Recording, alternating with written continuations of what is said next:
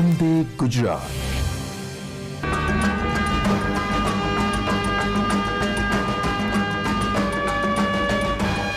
નમસ્તે વિદ્યાર્થી મિત્રો.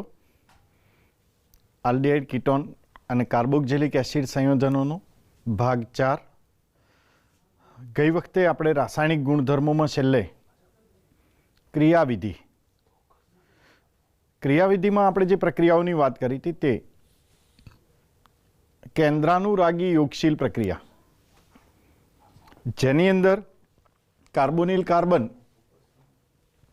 કે જેમાં આંશિક ધનભારિત કાર્બન ઉપર ન્યુક્લિયોફિલિક એટેક કરે છે અને આ જે ન્યુક્લિયોફિલિક એટેક કરે છે તેના લીધે કાર્બનનું સંકરણ sp2માંથી ચેન્જ થઈ અને sp3માં ફેરવાય છે. હવે sp3માં સંકરણ જ્યારે ચેન્જ થાય છે ત્યારે બને છે એવું કે જે ત્રણેય પરમાણુ એટલે કે આ એ તરીકે આલ્કિલ કે હાઇડ્રોજન હોઈ શકે, એ જ રીતે બી તરીકે આલ્કિલ કે હાઇડ્રોજન હોઈ શકે અને ઓક્સિજન, આ ત્રણેય પરમાણુઓ છે એક જ સમતલમાં હતા એ હવે એક સમતલમાં રહેતા નથી અને સમચતુષ્ફલકીય રચના બનાવે છે. જો કે આપણે અગાઉ ભણ્યા તેમ કે આ તબક્કો ધીમો છે અને ધીમો હોવા પાછળનું કારણ એ છે કે આખી સિસ્ટમ છે જે શરૂઆતમાં સ્ટેબલ હતી એના પરથી અનસ્ટેબલમાં જાય છે. અનસ્ટેબલમાં જવા પાછળનું કારણ ઋણભારિત ઓક્સિજન, મતલબ કે સિસ્ટમમાં ચાર્જ આવે છે, વીજભાર આવે છે અને વીજભારના કારણે અનસ્ટેબલ છે એટલે પ્રક્રિયા ધીમી છે. પ્રથમ તબક્કો રિવર્સેબલ છે, પ્રતિવર્તી છે, ધીમો છે.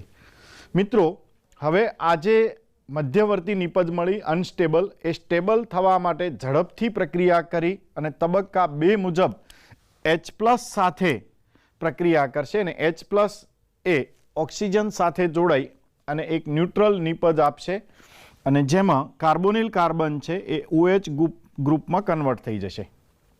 હવે મિત્રો, અહીંયા આપણે બીજી કેટલીક વાત પણ કરી લઈએ.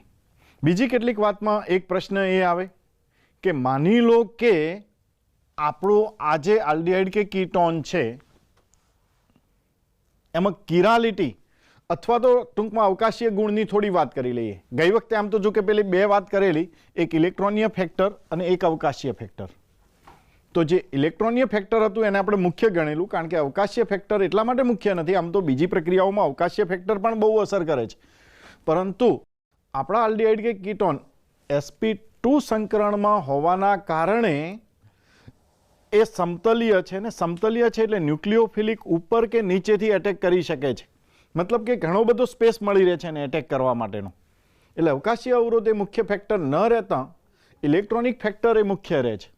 ઇલેક્ટ્રોનિક ફેક્ટરમાં અગાઉ ભણ્યા તેમ કે જેમ કાર્બનનો વીજભાર ધનભાર વધુ એટલી સરળતાથી ન્યુક્લિયોફિલિક એટેક કરી શકશે અથવા વધુ આકર્ષાઈ શકશે. ન્યુક્લિયોફિલિક વધુ આકર્ષાવાનું મુખ્ય કારણ કાર્બન પરનો વધુ ધન વીજભાર રહેશે. મિત્રો ધ્યાન રાખો, અહીંયા કાર્બન પરનો ધન વીજભાર. હવે માની લો કે ફાઇનલી નિપજ તમને જે મળી એ પ્રકાશ ક્રિયાશીલ છે, મતલબ કિરાલિટી ધરાવે છે. માની લો કે કિરાલિટી છે અહીંયા. હવે કિરાલિટીની શરત શું તમને ખબર છે? કિરાલ કાર્બન હોવો જોઈએ. કિરાલ કાર્બનનો મતલબ શું થશે? તો કિરાલ કાર્બનનો મતલબ થશે કે કાર્બન સાથે જોડાયેલા 4 સમૂહ અથવા પરમાણુ જુદા જુદા હોવા જોઈએ. તો માની લો કે આ જુદા જુદા છે. અહીંયા એ તરીકે R થોડી વાર માટે કલ્પી લો, બી તરીકે હાઇડ્રોજન કલ્પી લો, ન્યુક્લિયોફિલિક તરીકે CN છે એવું કલ્પી લો. તો આ થઈ ગયા 4 જુદા જુદા. તો આ પ્રકાશ ક્રિયાશીલ સમઘટક બન્યું.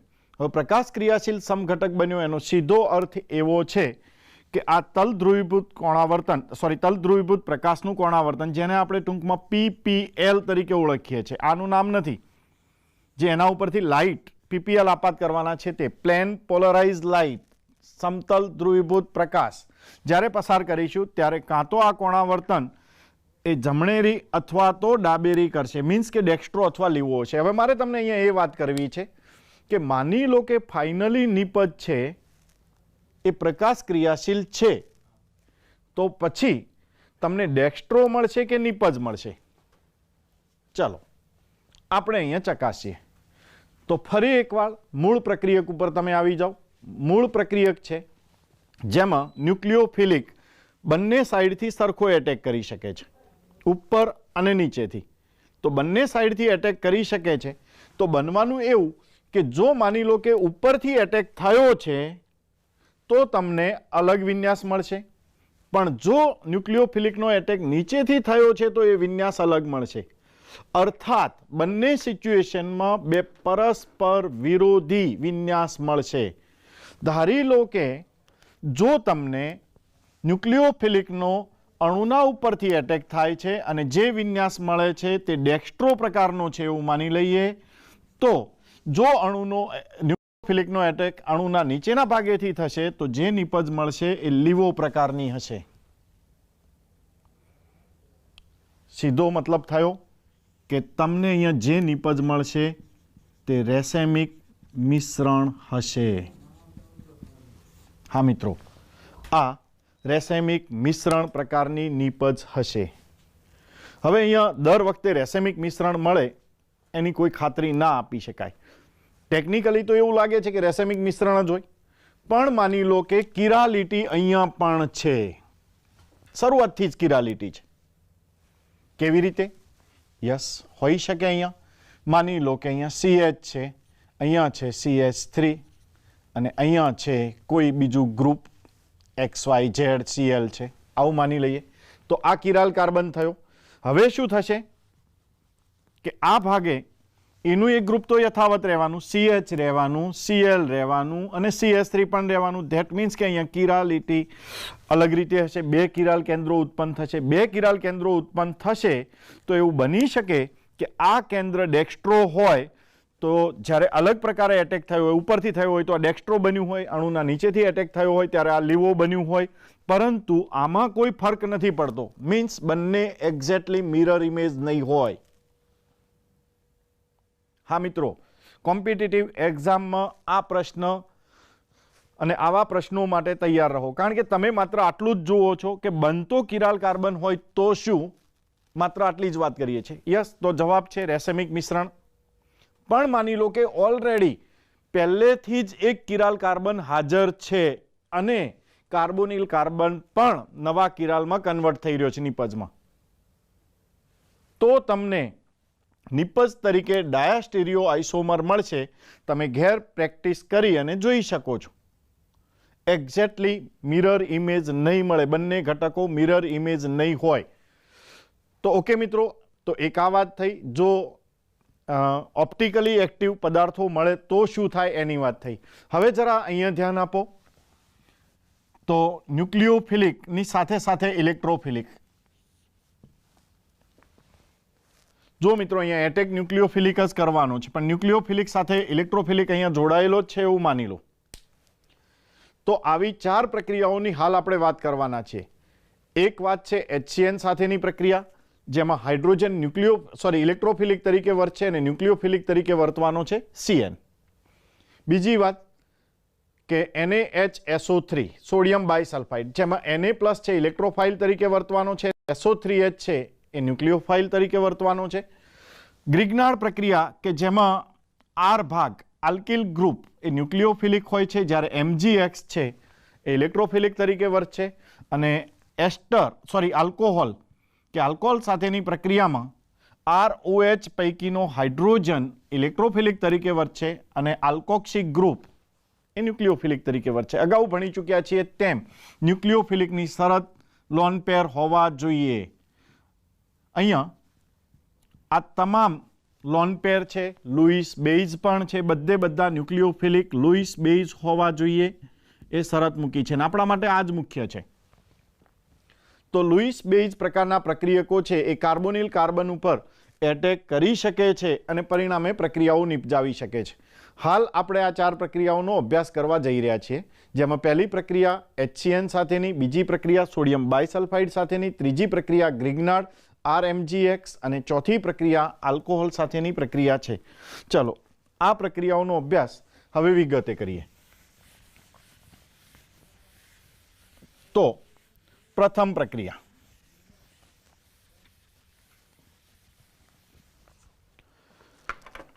तो प्रथम प्रक्रिया छे आपणी HCN साथेनी प्रक्रिया।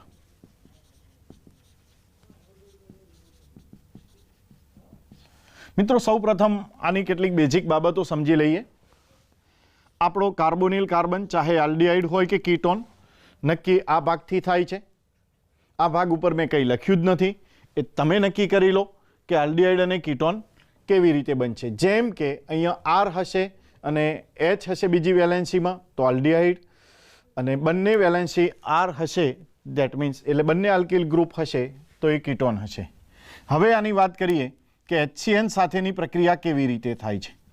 તો HCN સાથેની આ પ્રક્રિયા શરૂઆતનો તબક્કો, ધીમો તબક્કો 1 એ બધું તમે સમજી લેજો. અગાઉની આપણે મિકેનિઝમ જોયા છે, એમાં બધી ચર્ચાઓ કરી છે. તો એ પૈકીનો ન્યુક્લિયોફિલિક CN એ કાર્બોનિલ કાર્બન ઉપર એટેક કરે છે. એટેક બંને સાઈડથી થઈ શકે છે અને પરિણામે CN કાર્બોનિલ કાર્બન સાથે જોડાય છે. પાઇબંધના ઇલેક્ટ્રોન ઓક્સિજન સાથે જોડાય છે એટલે ઓક્સિજન ઋણભારિત બને છે. તો શરૂઆતના તબક્કે આ અસ્થાયી સંયોજન બને છે અને જેનું પ્રોટોનેશન થાય છે. પ્રોટોનેશન મીન્સ H+ ઉમેરાવાની ઘટના, જે HCl માનો છે એ જ માની લો. તો એ H+ છે એ ઓક્સિજન સાથે જોડાય છે અને પરિણામે આપણને જે નિપજ મળે છે તે સાયનોહાઇડ્રીન પ્રકારની નિપજ મળે છે. ચાલો, એક આ વાત થઈ. હવે આ જ પ્રક્રિયા એસિડ કે બેઝ ઉદ્દીપક દ્વારા કરીએ તો તમે જોયું છે કે તમારી બુકમાં આ પ્રક્રિયા માટે બેઝ ઉદ્દીપકનો ઉપયોગ કરવામાં આવ્યો છે. ચલો આપણે સમજીએ કે આ જ પ્રક્રિયા એસિડ કે બેઝ ઉદ્દીપક સાથે થાય તો શું થાય. તો કાર્બોનિલ કાર્બન, ઓક્સિજન આંશિક ઋણભારિત, કાર્બન આંશિક ધનભારિત, અને એસિડ ઉદ્દીપકની હાજરીમાં આપણે પ્રક્રિયા કરવા જઈ રહ્યા છીએ. તો જો એસિડ ઉદ્દીપકની હાજરીમાં પ્રક્રિયા કરવા જઈ રહ્યા છીએ તો એસિડમાંનો H+ શરૂઆતમાં પ્રક્રિયામાં ભાગ લેશે.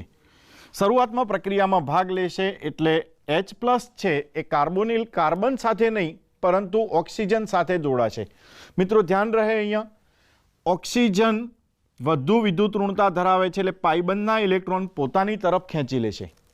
પોતાની તરફ પાઇબંધના ઇલેક્ટ્રોન ખેંચી લેશે અને એ જે ઇલેક્ટ્રોન છે એનો ઉપયોગ હાઇડ્રોજન સાથે બંધ બનાવવામાં કરશે એટલે OH બની જશે. પણ આ સાથે કાર્બન પોઝિટિવ બની જશે. તો કાર્બનનો વીજભાર પૂર્ણપણે પોઝિટિવ. હવે તમે જોઈ શકો છો અહીંયા કે શરૂઆતમાં કાર્બોનિલ કાર્બનમાં કાર્બન આંશિક ધનભારિત હતો, એની જગ્યાએ હવે પૂર્ણ +1 વીજભાર ધરાવે છે, જે વધુ વીજભાર છે. અને પરિણામે HCN માનો જે CN છે એને વધુ આકર્ષી રહ્યો છે. અગાઉ આપણે જ્યારે મિકેનિઝમ જોયું ત્યારે બે વાત કરી હતી, એક અવકાશીય ફેક્ટર અને બીજું ઇલેક્ટ્રોનિક ફેક્ટર. ઇલેક્ટ્રોનિક ફેક્ટર એ મુખ્ય ફેક્ટર છે એ વાત પણ કરી છે અને સાથે સાથે મેં કહ્યું હતું કે જો કાર્બન ઉપર ધન વીજભાર વધુ હશે તો ન્યુક્લિયોફિલિક બહુ ફાસ્ટ એટેક કરશે. મતલબ અહીંયા CN ફાસ્ટ એટેક કરશે અને ફાસ્ટ એટેક કરી અને ઝડપથી આપણને સાયનોહાઇડ્રીન નિપજ આપશે. તો આ વાત થઈ એસિડ ઉદ્દીપકની હાજરીમાં. ચાલો મિત્રો, હવે વાત કરીએ કે માની લો કે અહીંયા બેઝ ઉદ્દીપક તરીકે હોય તો બેઝ ઉદ્દીપક હશે તો શું થશે. તો ઉદ્દીપક તરીકે તમે બેઝ લીધો છે તો HCN સાથે બેઝમાંનો OH- પ્રક્રિયા કરશે. બેઝમાંનો OH- પ્રક્રિયા કરશે તો HCN માનો H અને બેઝમાંનો OH-. હવે તમને એ પણ ખબર છે કે આ બંને પણ ધ્રુવીય છે તો બનાવી દેશે H2O અને ઉત્પન્ન થશે ન્યુક્લિયોફિલિક CN-. હવે શું થશે કે આ CN- છે એ સ્ટ્રોંગ ન્યુક્લિયોફિલિક છે. તો સ્ટ્રોંગ ન્યુક્લિયોફિલિક છે, પરિણામે ઇઝીલી કાર્બન ઉપર એટેક કરશે. ઇઝીલી કાર્બન ઉપર એટેક કરશે જેથી કરીને અહીં એક મધ્યવર્તી સંયોજન આ રીતનું મળશે અને લાસ્ટમાં એનું પ્રોટોનેશન થશે. પ્રોટોનેશનમાં H+ ઓક્સિજન સાથે જોડાઈ જશે અને પરિણામે નિપજ આ પણ સાયનોહાઇડ્રીન મળશે. તો આપણી પાસે 3 સિચ્યુએશન છે. એક, ઉદ્દીપકનો બિલકુલ યુઝ નહીં કરવો, પ્રથમ સિચ્યુએશન. એસિડ ઉદ્દીપકનો ઉપયોગ કરવો અને બેઝિક ઉદ્દીપકનો ઉપયોગ કરવો. તમારી બુકમાં માત્ર બેઝ ઉદ્દીપકની જ વાત કરી છે, એસિડ ઉદ્દીપકની કેમ નહીં. હવે ઓવરઓલ પ્રતિક્રિયાત્મકતાની વાત કરીએ, મતલબ કઈ પ્રક્રિયા ઝડપી હશે એની વાત કરીએ, તો આ પ્રક્રિયા ધીમી હશે. ધીમી હોવા પાછળનું કારણ એટલે કમ્પેરેટિવલી ધીમી હશે. ધીમી હોવા પાછળનું કારણ અહીંયા ઉદ્દીપિત કરવાવાળું કોઈ જ પરિબળ નથી, પરંતુ અહીંયા H+ હોવાના કારણે કાર્બન પર પૂર્ણ ધન વીજભાર આવે છે અને પૂર્ણ ધન વીજભારના કારણે પ્રબળતાથી એના ઉપર CN- એટેક કરી શકે છે. મતલબ CN- ને પ્રબળતાથી આકર્ષી શકે છે. મીન્સ પ્રક્રિયા વેગમાં વધારો થવાનો છે. તો આ પ્રક્રિયા વેગમાં વધારો થવાનો છે. આ પ્રક્રિયાની વાત કરીએ તો અહીંયા એવું બન્યું કે બેઝે સ્ટ્રોંગ ન્યુક્લિયોફિલિક ઉત્પન્ન કર્યો. સ્ટ્રોંગ ન્યુક્લિયોફિલિક ઉત્પન્ન કર્યો, જે સ્ટ્રોંગ છે એટલે પ્રબળતાથી કાર્બોનિલ કાર્બન ઉપર એટેક કરે છે. કાર્બોનિલ કાર્બન ઉપરથી એટેક કરે છે એટલે નિપજ પણ ઝડપી મળે છે. ન્યુક્લિયોફિલિક સ્ટ્રોંગ છે એટલે આ પણ ઝડપી પ્રક્રિયા છે. તો બે પ્રક્રિયાઓ ઝડપી છે 1, 2, જ્યારે આ પ્રક્રિયા ધીમી છે. તો હવે પ્રશ્ન એ થાય કે આપણી બુકમાં OH- નો ઉપયોગ કેમ કર્યો, H+ કેમ નહીં. હું પણ H+ ની ફેવર નથી કરતો.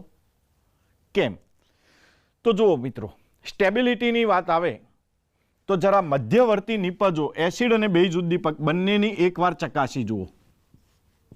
તો આ જે છે તે એસિડ ઉદ્દીપિત દ્વારા થયેલી મધ્યવર્તી નિપજ છે અને નીચેના ભાગે જે મેં બોક્સ બનાવ્યું છે તે બેઝ ઉદ્દીપિત દ્વારા છે. હવે તમે જોશો તો એસિડ ઉદ્દીપિત દ્વારા છે એનું અષ્ટક પૂર્ણ નથી બધાનું. તમે જોઈ શકો છો કાર્બનનું અષ્ટક પૂરું નથી થતું. ઝડપી છે ઓકે, પણ અષ્ટક પૂરું નથી. જ્યારે બેઝ દ્વારા ઉદ્દીપિત થતી પ્રક્રિયામાં મધ્યવર્તી સંયોજનમાં તમામ સંયોજનનું અષ્ટક પૂર્ણ છે. તો આપણે ભણી ચૂક્યા છીએ અગાઉ કે જેમનું અષ્ટક પૂર્ણ હશે તેમની સ્ટેબિલિટી વધારે હશે, માટે આપણે ઉદ્દીપક તરીકે બેઝને પ્રેફરન્સ આપીશું. તો તમે અહીંયા ઉદ્દીપક વિના, એસિડ ઉદ્દીપક અને બેઝ ઉદ્દીપક બંને સાથેની પ્રક્રિયા જોઈ. તમારે હવે દરેક પ્રક્રિયા માટે આ રીતે વિચારવાનું છે. જો તમે આ રીતે વિચારતા થશો તો કોમ્પિટિટિવ એક્ઝામો એ તમારા માટે સરળ છે, કોઈ જ અઘરી નથી, એકદમ સરળ બાબતો છે. તો આવી નાની નાની બાબતો ઉપર ધ્યાન કેન્દ્રિત કરો, બધું કામ ઇઝીલી થઈ જશે. ચાલો હવે આ પ્રક્રિયાઓને આપણે ઉદાહરણ સ્વરૂપે જોઈએ. તો આ પ્રક્રિયાઓમાં બેઝ ઉદ્દીપક દ્વારા થતી પ્રક્રિયાઓ સમજાવી છે અને એમાં હાલ જ આપણે જોયું તેમ કે HCN પહેલા બેઝ સાથે પ્રક્રિયા કરે, પ્રબળ ન્યુક્લિયોફિલિક CN- બનાવે, H2O બનાવે. કાર્બોનિલ કાર્બન ઉપર CN એટેક કરે. હવે CNમાં બે છે, એક કાર્બન પોતે પણ ન્યુક્લિયોફિલિક કેન્દ્ર છે, નાઇટ્રોજન પોતે પણ ન્યુક્લિયોફિલિક કેન્દ્ર છે. અહીંયા કાર્બન એટેક કરે છે. તો કાર્બન CN માનો કાર્બન એટેક કરશે કાર્બોનિલ કાર્બન ઉપર, અને કાર્બોનિલ કાર્બન ઉપર એટેક કરતા એ ટેટ્રાહેડ્રલ બનશે, ઓક્સિજન ઋણભારિત બનશે, CN બનશે. પ્રક્રિયા પ્રતિવર્તી છે, ધીમી છે તબક્કો 1, અને ત્યાર પછી એનું પ્રોટોનેશન H+ જળ વિભાજન પ્રોટોનેશન, અને પ્રોટોનેશન થાય એટલે નિપજ તરીકે સાયનોહાઇડ્રીન મળે. ચાલો હવે એક કામ કરીએ, આપણે જુદા જુદા આલ્ડીહાઇડ અને કીટોન માટે આ વાત કરીએ, અને એ માટે તમારે કંઈ જ કરવાનું નથી. કાર્બનની આ જે બે વેલેન્સીઓ છે ત્યાં અલગ અલગ ગ્રુપ લગાવવાના છે. એક કામ કરીએ, આ કાર્બોનિલ કાર્બન છે, અહીંયા CS3 અને બીજી વેલેન્સી હાઇડ્રોજન દ્વારા પૂર્ણ કરીએ. 2 કાર્બન છે, ઇથેનાલ થયો આપણું, અને આ ઇથેનાલની HCN સાથે પ્રક્રિયા કરીએ. તો HCN સાથેની પ્રક્રિયા કરીએ તો ચલો ફાઇનલી નિપજ હવે આપણે મેળવી લઈએ. તમને બધી જ ખબર પડી ચૂકી છે. તો ફાઇનલી નિપજ કઈ રીતની હશે તો આપણે આ રીતે ગોઠવી શકીએ કે હાઇડ્રોજન ઓક્સિજન સાથે અને સાયનાઇડ કાર્બોનિલ કાર્બન સાથે. તો અહીંયા ફાઇનલી નિપજ છે CS3, HOH અને CN. તો આ જે નિપજ મળી એનું નામ ઇથેનાલ સાયનોહાઇડ્રીન એવું થશે.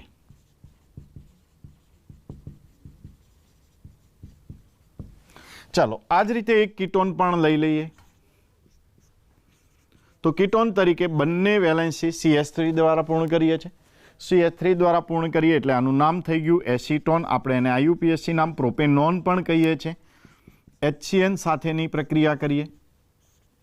ચાલો, HCN સાથેની આ પ્રક્રિયા કે જેમાં H ઓક્સિજન સાથે અને CN કાર્બન સાથે જોડાય તો આપણને ફાઇનલી નિપજ જે મળશે તે આવી મળશે. હવે આનું નામ એસિટોન સાયનોહાઇડ્રીન તરીકે ઓળખીએ છીએ. તો મિત્રો, અહીંયા તમે HCN સાથેની પ્રક્રિયાનો અભ્યાસ કર્યો. હવે આ HCN સાથેની પ્રક્રિયામાં ત્રણેય સિચ્યુએશનમાંથી બેઝ જ કેમ એ પણ સમજી લીધું. ચાલો, એક વધારાની થોડી વાત કરી લઈએ અહીંયા. હવે જ્યારે સાયનોહાઇડ્રીન નિપજ છે અને એનું જો જળ વિભાજન કરવામાં આવે, સાયનોહાઇડ્રીન એનું જળ વિભાજન કરવામાં આવે તો એસિડની હાજરીમાં જળ વિભાજન કરવામાં આવે, જનરલી HCl લેવામાં આવે છે. તો આ CN છે એ કાર્બોક્સિલિક એસિડમાં રૂપાંતરિત થાય છે એટલે CH3 H OH અને COOH. તો જે CN ગ્રુપ છે એ COOH માં રૂપાંતરિત થાય છે. ઘણીવાર આવા પ્રશ્નો પૂછાતા હોય છે કે જેમાં એક પછી એક પ્રક્રિયાઓને જોડવામાં આવે છે અને તમને ફાઇનલી નિપજ અથવા તો પ્રથમ શું હતું એ પણ પૂછવામાં આવે છે. હવે આનું નામ આપવું છે આપણે, તો કઈ રીતે આપીશું? 1 2 3 કાર્બન, તો પ્રોપ, ત્રણેયની વચ્ચે સિંગલ બંધ, N તો પ્રોપેન. હવે બે સમૂહ છે COOH અને OH, તો OH માટે આપણે પૂર્વક લખી દઈએ હાઇડ્રોક્સી, તો હાઇડ્રોક્સી. અને એનું સ્થાન COOH નો નંબર 1 હશે એટલે આ બીજા સ્થાને છે એટલે આનું નામ થશે 2 હાઇડ્રોક્સી પ્રોપેનોઇક એસિડ. મિત્રો, આમ જુઓ તો આ કાર્બન છે એ કિરાલિટી ધરાવે છે.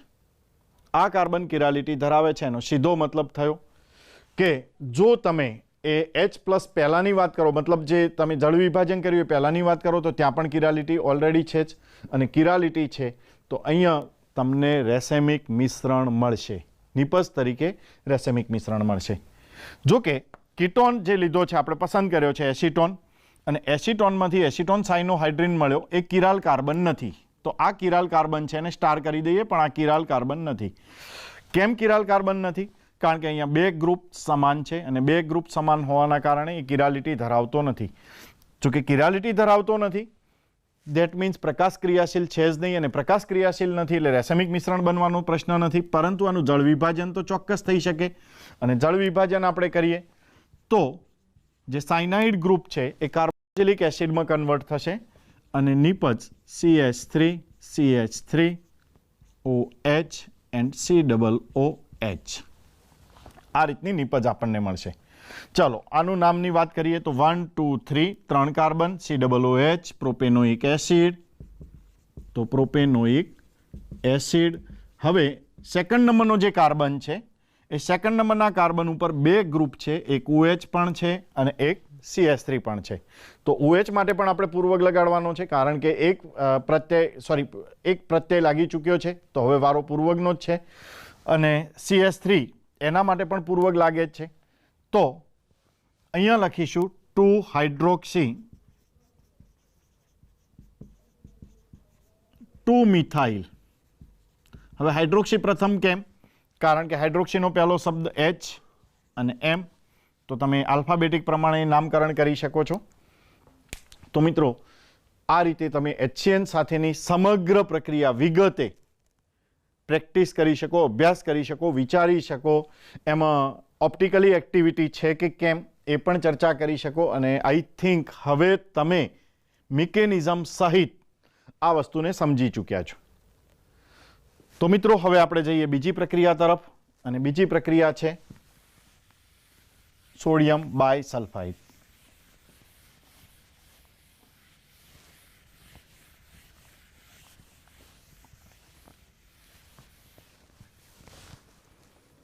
તો આપણી બીજી પ્રક્રિયા NaHSO3 જેનું નામ છે સોડિયમ બાયસલ્ફાઇડ.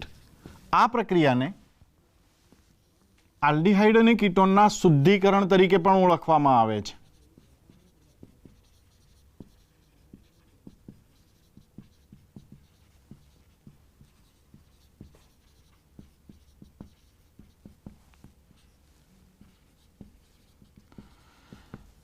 તો શા માટે આલ્ડીહાઇડ અને કીટોનનું શુદ્ધિકરણ? તમને પ્રક્રિયાના અંતે એની પણ સમજ ક્લિયર થઈ જશે. તો ચલો અહીંયા જોઈએ. કાર્બોનિલ કાર્બન, યસ, અહીંયા હું લખતો નથી, તમે સમજી શકો છો. આલ્ડીહાઇડ અને કીટોન કોમન વાત કરવા માંગુ છું, જેમાં NaHSO3. હવે તમારે અહીંયા સૌ પ્રથમ એ વિચારવાનું છે કે કોણ ન્યુક્લિયોફિલિક છે અને કાર્બોનિલ કાર્બન ઉપર કોણ એટેક કરશે. તો પ્રથમ તબક્કો ધીમો તબક્કો છે. અહીંયા ઓક્સિજન આંશિક ઋણભારિત, કાર્બન આંશિક ધનભારિત. ચાલો ન્યુક્લિયોફિલિકને ઓળખી નાખીએ. SO3H, બરાબર, જેમાં 2 ન્યુક્લિયોફિલિક કેન્દ્ર છે, સલ્ફર પણ છે અને ઓક્સિજન પણ છે, જે કાર્બન ઉપર એટેક કરશે અને પરિણામે અહીંયા ટેટ્રાહેડ્રલ મતલબ સમચતુષ્ફલકીય sp3 સંકરણ ધરાવતું એક મધ્યવર્તી સંયોજન મળશે, SO3H, અને ઓક્સિજન કે જે ઋણભારિત છે. હવે તમે જાણો છો ઓક્સિજન ઋણભારિત છે, અહીંયા પૂર્ણપણે Na+ પણ ધનભારિત છે અને બંને વિરુદ્ધ વીજભાર ધરાવતા હોવાના કારણે બંને વચ્ચે આયનીય બંધ રચાશે અને આ રીતનું એક મધ્યવર્તી સંયોજન અહીંયા પણ બનશે. હવે થશે એવું કે ઓક્સિજન છે એ SO3H ના હાઇડ્રોજનને પોતાની તરફ ખેંચી લેશે, એટલે કે અહીંયા પ્રોટોન સ્થાનાંતરની ઘટના બનશે, જેના કારણે ઓક્સિજન સાથે હાઇડ્રોજન જોડાશે અને ધનભારિત Na+ છે એ SO3 સાથે જોડાશે. તો આ નિપજને આપણે સોડિયમ બાયસલ્ફાઇડ નિપજ તરીકે ઓળખીશું. જે આલ્ડીહાઇડ છે એ આલ્ડીહાઇડનું નામ લખ્યા પછી સોડિયમ બાયસલ્ફાઇડ. જો કે આ નિપજ જે મળે છે એ ઘન સ્વરૂપે હોય છે, સોલિડ સ્વરૂપે હોય છે. તો ઘન સ્વરૂપે નિપજ મળે છે. હવે આ પ્રક્રિયાનું મિકેનિઝમ વાઇઝ જો થોડી ચર્ચા કરીએ તો અહીંયા પ્રથમ તબક્કો જે છે એ પ્રથમ તબક્કામાં જે સંતુલન સ્થિતિ છે, આ સંતુલન સ્થિતિ આલ્ડીહાઇડ અને કીટોન વાઇઝ અલગ અલગ હોય છે. જેમ કે જો તમે આલ્ડીહાઇડની વાત કરતા હોય તો આલ્ડીહાઇડ માટે સંતુલન જમણી બાજુ ખસેલું હોય છે, મતલબ કે નિપજ મળવાના ચાન્સીસ ઘણા બધા વધારે હોય છે. પરંતુ જો કીટોનની વાત કરતા હો તો કીટોન માટે સંતુલન ડાબી બાજુ ખસેલું હોય છે. એનો મતલબ એ થયો કે અહીંયા નિપજ કરતાં પ્રક્રિયકની સ્ટેબિલિટી વધારે છે, રિવર્સમાં પ્રક્રિયા થવાના ચાન્સીસ ઘણા બધા વધી જાય. હવે મિત્રો, આ પ્રક્રિયાને આટલી સમજ્યા પછી આપણે આલ્ડીહાઇડ અને કીટોનના ઉદાહરણો દ્વારા સમજીએ. તો આલ્ડીહાઇડનું એક ઉદાહરણ લઈ લઈએ, જે દર વખતે લઈએ છીએ તે ઇથેનોલનું ઉદાહરણ લઈએ. ઇથેનોલને આપણે એસિટાલ્ડીહાઇડ તરીકે પણ ઓળખીએ છીએ. તો ચલો આજે પ્રચલિત નામથી તો એસિટાલ્ડીહાઇડ. હવે એની પ્રક્રિયા જો સોડિયમ બાયસલ્ફાઇડ સાથે કરીશું તો સૌ પ્રથમ ન્યુક્લિયોફિલિકના એટેકથી SO3H અને ONA બનશે મધ્યવર્તી. હવે પછી પ્રોટોન સ્થાનાંતરની ઘટના બનશે અને આ પ્રોટોન સ્થાનાંતરની ઘટનાથી ONA છે એ OH માં કન્વર્ટ થશે, SO3Na. હા, અહીંયા CS3 H, CS3 અને H. આજે નિપજ મળી એનું નામ તો એસિટાલ્ડીહાઇડ આપણી મૂળ નિપજ હતી, સોરી પ્રક્રિયક હતો, તો એસિટાલ્ડીહાઇડ સોડિયમ બાયસલ્ફાઇડ તરીકે ઓળખીશું.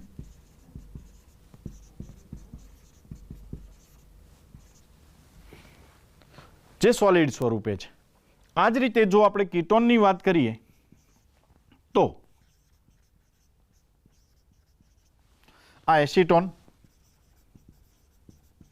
અને આ એસિટોનની પ્રક્રિયા સોડિયમ હાઇડ્રોજન સલ્ફેટ અથવા સોડિયમ બાયસલ્ફાઇડ, સોરી સલ્ફેટ નહીં, સલ્ફાઇડ કહીશું, SO4 હશે તો સલ્ફેટ કહીશું, એની સાથે કરીએ તો કાર્બોનિલ કાર્બન સાથે 2 CH3 એક ONA અગાઉની જેમ જ SO3H ગ્રુપ અને હવે બનશે પ્રોટોન સ્થાનાંતરની ઘટના. તો આ પ્રોટોન સ્થાનાંતરની ઘટનાના પરિણામે હાઇડ્રોજન છે ઓક્સિજન સાથે જોડાશે. અહીંયા જગ્યાના અભાવે હું લખી રહ્યો છું અને નીચે દર્શાવી રહ્યો છું, તમે સમજી લેજો. OH અહીંયા બનશે SO3Na. ચલો આનું નામ આપીએ. તો અગાઉની જેમ જ એસિટોન આપણો પ્રક્રિયક છે, તો એસિટોન સોડિયમ બાયસલ્ફાઇડ. તો આ હતી આપણી પ્રક્રિયા. તમને અહીંયા એવું થશે કે આપણે ટાઇટલ માર્યું છે શુદ્ધિકરણનું, મતલબ કે કીટોન અને આલ્ડીહાઇડ શુદ્ધ સ્વરૂપે ફરીથી પાછા મળવા જોઈએ. હજુ સુધી એવું કંઈ થયું નથી, વાત સાચી છે.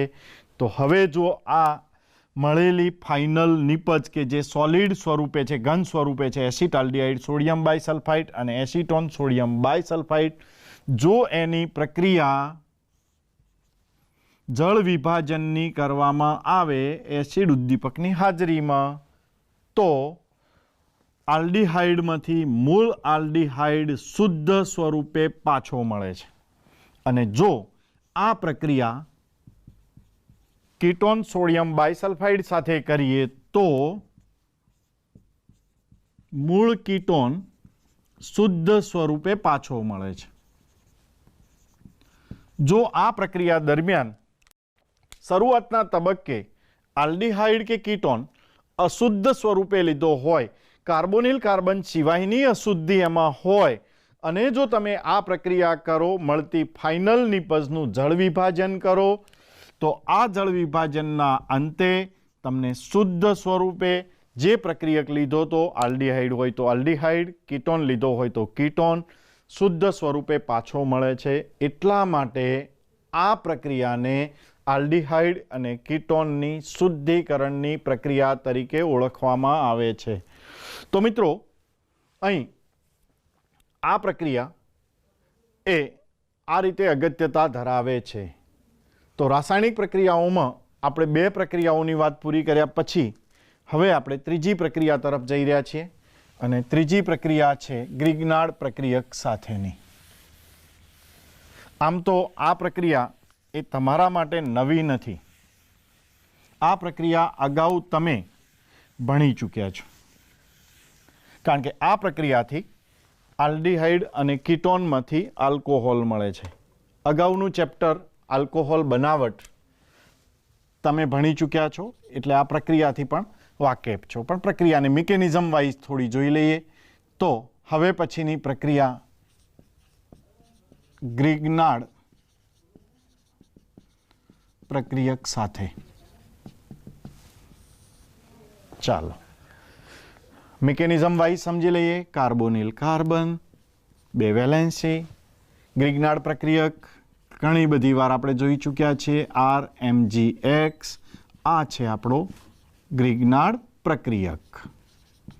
હવે મિત્રો, ગ્રિગ્નાર્ડ પ્રક્રિયકની એક વિશેષતા, આટલી બધી વાર આપણે ગ્રિગ્નાર્ડ નામ સાંભળ્યું પણ એની વિશેષતા વિશે નથી જાણતા. R છે ને એ Mg એટલે કે ધાતુ સાથે જોડાયેલો છે. હવે તમને ખબર છે કે Mg છે એ પ્રબળ વિદ્યુત ધનમય છે.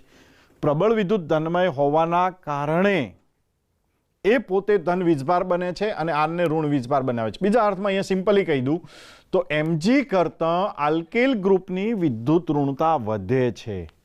માટે અહીંયા બહુ ભાગ્ય બનતું હોય એવું ઇલેક્ટ્રોન આર તરફ આકર્ષાય છે અને ન્યુક્લિયોફિલિક આર બને છે. જનરલી કિસ્સાઓમાં તમે જોશો તો આરની પાસે રહેલો બીજો સમૂહ ન્યુક્લિયોફિલિક હોય છે, પરંતુ આ કેસમાં આર ન્યુક્લિયોફિલિક બને છે.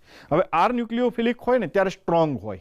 કેમ સ્ટ્રોંગ હોય તો તમને સમજાવું. દાખલા તરીકે ઓક્સિજન ન્યુક્લિયોફિલિક તરીકે હોય, નાઇટ્રોજન ન્યુક્લિયોફિલિક તરીકે હોય, હેલોજન ન્યુક્લિયોફિલિક તરીકે હોય અને કાર્બન ન્યુક્લિયોફિલિક તરીકે હોય.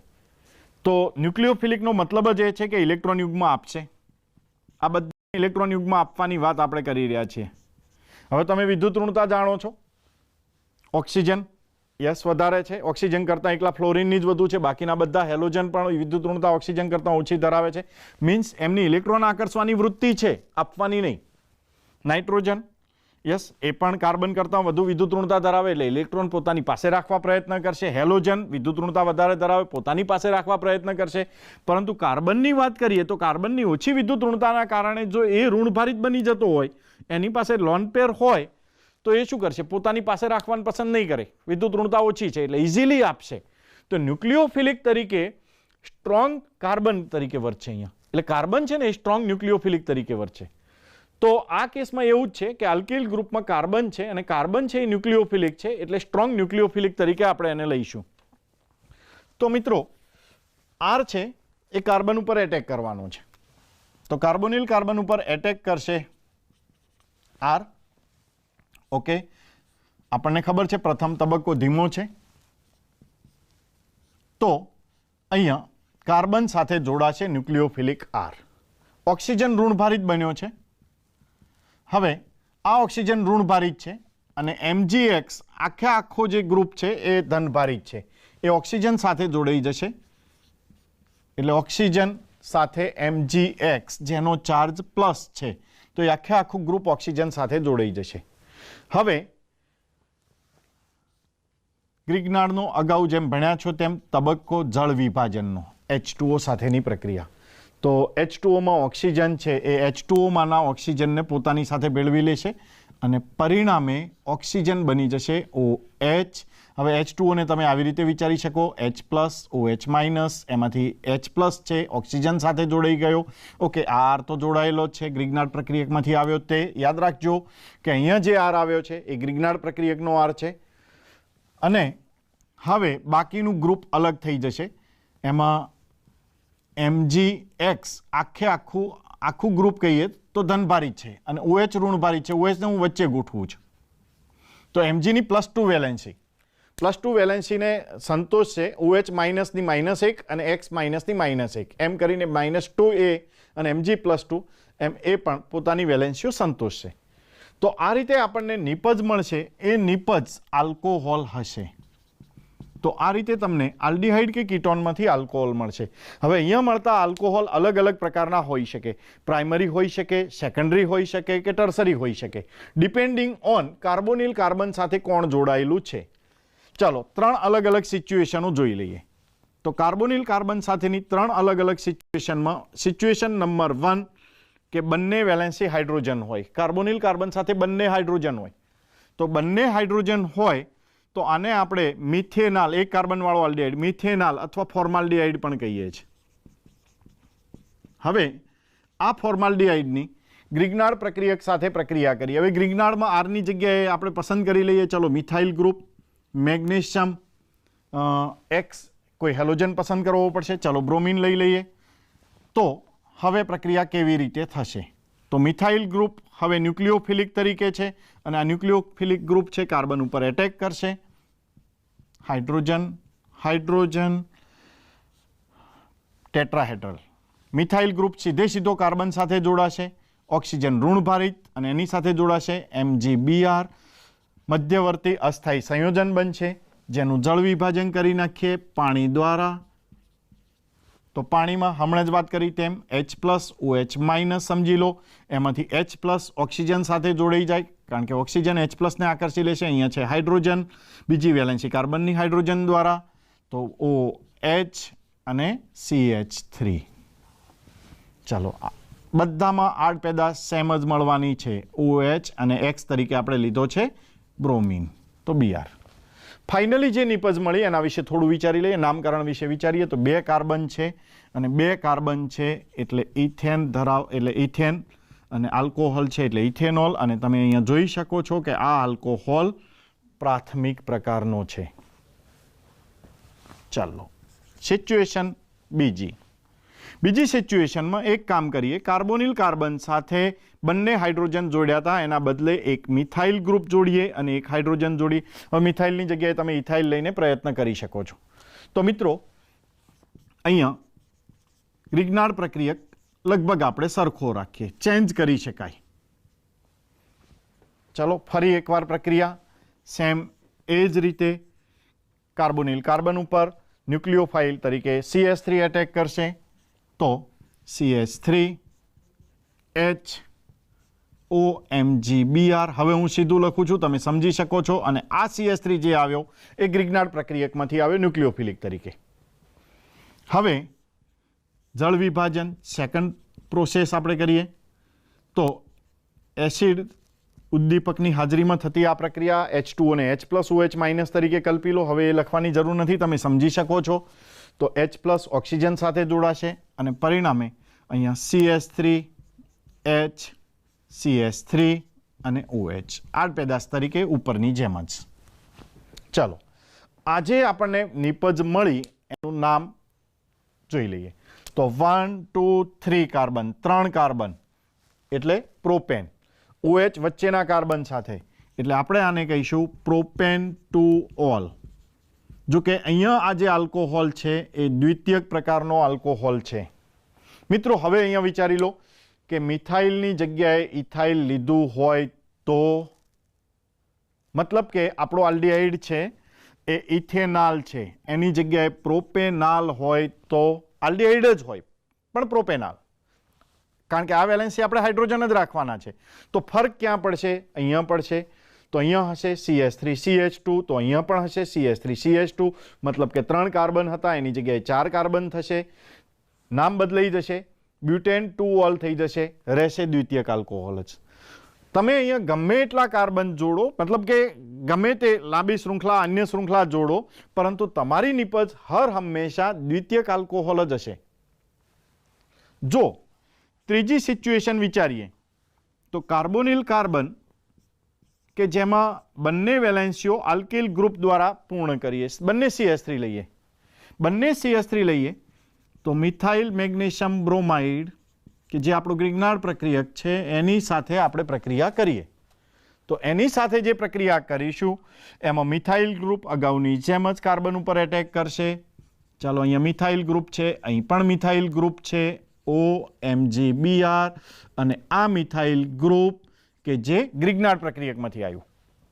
હવે જળ વિભાજનની પ્રક્રિયા વિશે વિચારી લો તો H2O જળ વિભાજન, તો અહીંથી H+ જોડાશે ઓક્સિજન સાથે, તો કાર્બન CH3 યથાવત, આ CH3 દર્શાવી દઈએ યથાવત, ગ્રિગ્નાર્ડ પ્રક્રિયકમાંથી આવેલો CH3 યથાવત, અને અહીંયા OH+ MgOH Br.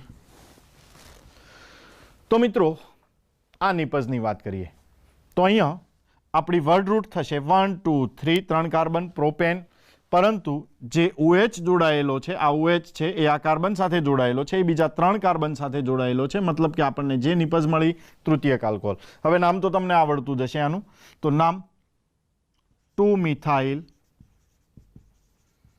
Propane to all થશે. હવે અલગ અલગ કીટોન તમે વિચારી શકો છો. અલગ અલગ કીટોન કઈ રીતે વિચારીશું? તો અહીંયા મિથાઇલ છે એની જગ્યાએ બીજું ગ્રુપ વિચારો, અહીં પણ બીજું ગ્રુપ વિચારો. જો કે ગમે તે ગ્રુપ વિચારો, આ જગ્યાએ જ ફરક પડશે. તમે અલગ અલગ કીટોન લેશો એટલે કાં તો અહીં ફરક પડશે અથવા અહીં ફરક પડશે. આ બંને જગ્યાઓમાં ફરક પડશે, અને બંને જગ્યાઓમાં ફરક પડશે એમ છતાં આ કાર્બન ઉપર આ બાજુ તો કાર્બન જ રહેવાનો છે, આ બાજુ કાર્બન છે, આ કાર્બન તો ઓલરેડી ગ્રિગ્નાર્ડમાંથી આવ્યો છે. ધેટ મીન્સ કે તમને નિપજ તરીકે તૃતીયક આલ્કોહોલ જ મળવાનો છે. તો અહીંથી તમે એવું કહી શકો કે જો તમે ફોર્માલ્ડિહાઇડ લો, માત્ર ને માત્ર ફોર્માલ્ડિહાઇડ, જો તમે ફોર્માલ્ડિહાઇડ લો તો પ્રાથમિક આલ્કોહોલ મળે. ફોર્માલ્ડિહાઇડ સિવાયનો બાકીનો કોઈ પણ આલ્ડિહાઇડ તમે લેશો, ચાહે ઇથેનાલ હોય, પ્રોપેનાલ હોય કે અન્ય કોઈ પણ હોય, તમને આલ્કોહોલ મળશે, દ્વિતીયક જ હશે. પરંતુ તૃતીયક આલ્કોહોલ મેળવવો હશે તો તમારે કીટોન લેવો પડશે. તો કીટોનની મદદથી તૃતીયક આલ્કોહોલ મેળવી શકાય. ઓકે, ચાલો અહીંયા મળતા આલ્કોહોલની વિવિધતાઓ તમે ઘણી બધી રીતે એડજસ્ટમેન્ટ કરીને જુદા જુદા આલ્કોહોલ મેળવી શકો છો. તમારા માટે એડજસ્ટમેન્ટ કરવાના રસ્તાઓ કેટલા છે? તો એડજસ્ટમેન્ટ કરવાના જે તમારા પાસે રસ્તાઓ છે એમાં ફરીવાર અહીંયા આવી જાઓ આ પ્રક્રિયા ઉપર. તો આ પ્રક્રિયામાં કાર્બોનિલ કાર્બન સાથેની જે બે વેલેન્સીઓ છે એ તમે અલગ અલગ લઈ શકો છો, અને જેના પરિણામે અહીંયા પણ એ બે વેલેન્સીઓ અલગ અલગ આવશે. બે વેલેન્સીઓ અલગ અલગ આવશે તો જે આલ્કોહોલ મળશે એ પણ અલગ અલગ હશે.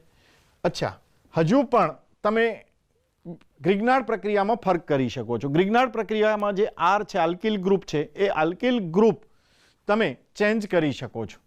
તો આલ્કિલ ગ્રુપ તમે ચેન્જ કરી અને અલગ અલગ નિપજો મેળવી શકો છો.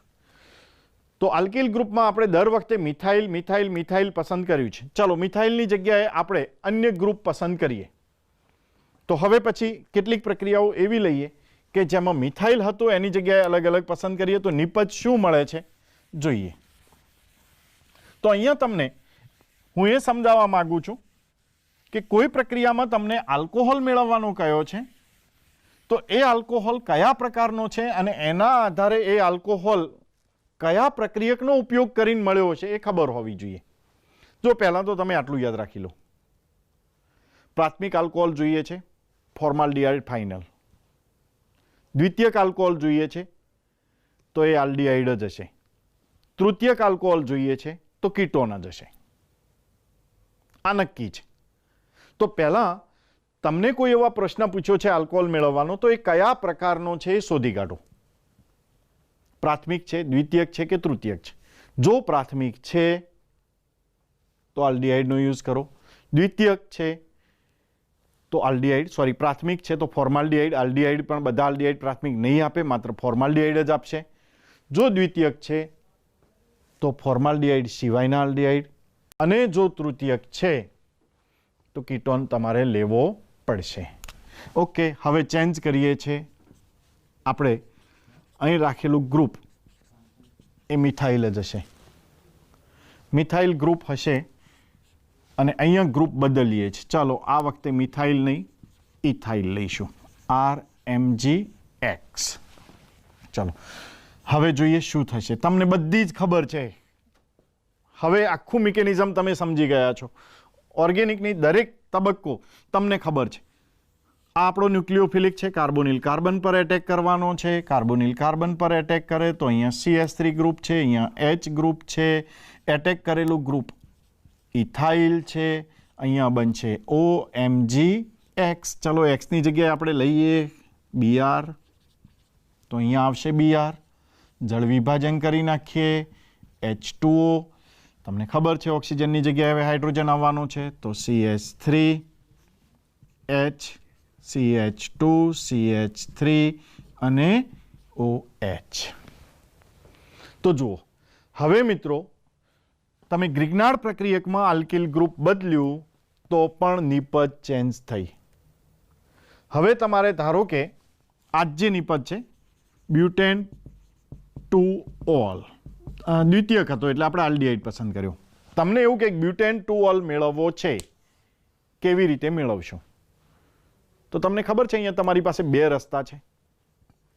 એક હાલ જે પ્રક્રિયા લખી છે તે, અને હું એક બીજી પ્રક્રિયા લઉં છું જેના દ્વારા પણ બ્યુટેન 2-ol મેળવી શકાય. કઈ રીતે? તો હું અહીંયા જે આલ્ડિહાઇડ પસંદ કરું છું તે પ્રોપેનાલ પસંદ કરું છું. જો કે ગ્રિગ્નાર્ડ પ્રક્રિયક તરીકે મિથાઇલ મેગ્નેશિયમ બ્રોમાઇડ છે. ચાલો અગાઉની જેમ જ કાર્બોનિલ કાર્બન પર CH3 એટેક કરે તો અહીંયા આવે CH3 CH2 હાઇડ્રોજન OMgBr. અહીંયા આવશે CH3 જે આપણો ન્યુક્લિયોફિલિક છે, જળ વિભાજન કરી નાખો H2O. તો જળ વિભાજન કરશો એટલે આ ભાગ દૂર થશે, CH2 CH3 હાઇડ્રોજન OH અને CH3. ચલો આ બંને નિપજો સરખાવો, બંનેનું નામ સરખું જ છે, બ્યુટેન 2-ol દ્વિતીયક. તો જુઓ બ્યુટેન 2-ol મેળવવો છે, દ્વિતીયક આલ્કોહોલ છે. પહેલી વાત તો દ્વિતીયક આલ્કોહોલ છે, ધેટ મીન્સ આલ્ડિહાઇડ જ છે, ફોર્માલ્ડિહાઇડ નથી, કારણ કે ફોર્માલ્ડિહાઇડ હોત તો પ્રાથમિક આલ્કોહોલ હોત. હવે તમારે સિલેક્ટ કરવાનું છે કે ભાઈ કઈ રીતે થઈ શકે આ વસ્તુ. તો તમે સમજી લો કે કાર્બોનિલ કાર્બનની જગ્યાએ OH બને છે, તો એ તમારા મગજમાં જો ક્લિયર હશે તો OH જે કાર્બન ઉપર આવ્યો છે તેને કાર્બોનિલ કાર્બન ગણી લો, અને કાર્બોનિલ કાર્બન ગણી જ લો તમે. હવે એની આજુબાજુ બે આલ્કિલ ગ્રુપ હશે, એક આ આલ્કિલ ગ્રુપ અને બીજું એક આ આલ્કિલ ગ્રુપ. એક આલ્કિલ ગ્રુપ છે એ ગ્રિગ્નાર્ડ પ્રક્રિયકમાંથી આવ્યું છે અને બીજું આલ્કિલ ગ્રુપ છે એ આલ્ડિહાઇડનું પોતાનું છે. હવે આપણે અહીંયા CH3 છે એટલે મિથાઇલ ગ્રુપ છે, અહીંયા ઇથાઇલ છે. જો તમે અહીં મિથાઇલ રાખો, અહીં ઇથાઇલ રાખો તો પણ આ નામ થવાનું, અથવા તો અહીંયા ઇથાઇલ રાખો ને અહીંયા મિથાઇલ રાખો તો પણ નામ તો એ જ થવાનું છે. તો મેં શું કર્યું છે, તો મેં અહીંયા એ કામ કર્યું કે આ જે પહેલી પ્રક્રિયા લખી એમાં ઇથાઇલ ગ્રુપ છે એ ન્યુક્લિયોફિલિક છે, મતલબ ગ્રિગ્નાર્ડમાંથી આવ્યું. અને બીજી પ્રક્રિયા લખી એમાં ઇથાઇલ ગ્રુપ છે એ આપણા મૂળ આલ્ડિહાઇડમાંથી આવ્યું. તો જો આલ્ડિહાઇડ ગ્રુપમાં ઇથાઇલ હોય તો ગ્રિગ્નાર્ડમાં મિથાઇલ લેવાનું, પણ જો આલ્ડિહાઇડ ગ્રુપમાં મિથાઇલ હોય તો ગ્રિગ્નાઇડમાં ઇથાઇલ લેવાનું. ઓકે, તો આ રીતે તમે ઇચ્છિત આલ્કોહોલ મેળવી શકો અને આમાં ઘણા બધા કોમ્બિનેશનો હજુ થઈ શકે એમ છે. તો મિત્રો, મૂળ વાત, પ્રક્રિયા ભણ્યા અને ભણ્યા પછી લખી નાખ્યું, પ્રશ્ન માટે તૈયાર થયા એવું નહીં, પણ કોમ્પિટિટિવ એક્ઝામ માટે પણ તૈયાર થો. થોડું માઇન્ડ સેટ કરો તમારું, વિચારો કે મને આમાં કઈ કઈ અલગ રીતે આલ્કોહોલ મળી શકે છે. તો મિત્રો, અહીંયા તમને આ પ્રક્રિયા પણ સમજાઈ હશે અને આપણે અત્યારે હાલ 3 પ્રક્રિયાઓનો અભ્યાસ કર્યો. રાસાયણિક ગુણધર્મોમાં 3 પ્રક્રિયાઓમાં એક HCN સાથેની પ્રક્રિયા, એક સોડિયમ બાયસલ્ફાઇડ સાથેની પ્રક્રિયા અને ત્રીજી પ્રક્રિયા જે ગ્રિગ્નાર્ડ પ્રક્રિયક સાથેની પ્રક્રિયા. આ પ્રક્રિયા ઓલરેડી તમે અગાઉના ચેપ્ટરમાં શીખી ચૂક્યા છો, પણ અહીંયા જરા મેં અલગ રીતે તમને સમજાવવાનો પ્રયત્ન કર્યો છે. તો મિત્રો, હજુ બાકીની પ્રક્રિયાઓ છે જ અને આના પછીના નેક્સ્ટ એપિસોડ, નેક્સ્ટ ભાગમાં આપણે એ પ્રક્રિયાઓની પણ ચર્ચા કરીશું. ત્યાં સુધી વિરામ લઈએ. અસ્તુ.